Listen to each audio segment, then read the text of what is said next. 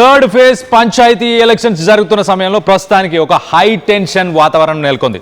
తెలంగాణ మొత్తంలో చాలా జిల్లాల నుంచి ఉద్రిక్తత, ఒక హై టెన్షన్ వాతావరణం. ఇటు కాంగ్రెస్ అలాగే బీఆర్ఎస్ కార్యకర్తల మధ్య ఘర్షణ జరుగుతుంది. ఇటు పరస్పరం దాడులు చేసుకుంటున్నారు. ఇరు పార్టీలకు సంబంధించిన నేతలు, నాయకులు అలాగే పార్టీ కార్యకర్తలు గొడవలు దిగుతున్నారు.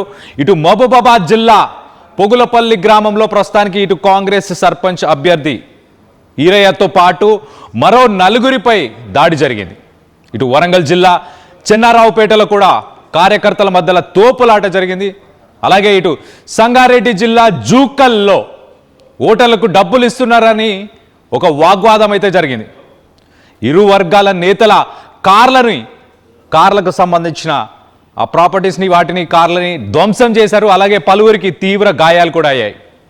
ఇటు న్యాల్కల్ మండలం మెట్టల్కుంటలో ఇటు పోలింగ్ సమయంలో సగం ముగిసిన తర్వాత కూడా ఓటేసేందుకు ఒక వ్యక్తి వెళ్ళాడు. పోలీసులు ఆయన అడ్డుకునే ప్రయత్నం చేశాడు. కానీ ఆ వ్యక్తి ఆగకుండా గోడ దూకి మరీ లోపలికి వెళ్ళే ప్రయత్నం చేశాడు. వాళ్ళే పంపారు, వీళ్ళే పంపారు అంటూ ఇటు కాంగ్రెస్ అలాగే ఇటు బీఆర్ఎస్ రెండు పరస్పరం ఆరోపించుకుంటున్నాయి. ఇరు వర్గాల మధ్య తోపులాట జరిగింది. ఆ తోపులాటను చెదరగొట్టడానికి ఇటు పోలీసులు రంగంలోకి దిగాల్సి వచ్చింది. అలాంటి సిచ్యువేషన్ మనం మొత్తం మీద ఇటు చూస్తే ఇటు వరంగల్ జిల్లా, ఇటు మహబూబాబాద్ జిల్లా, ఇటు మరొక చోట వరంగల్ జిల్లా. సో హై టెన్షన్ వాతావరణం.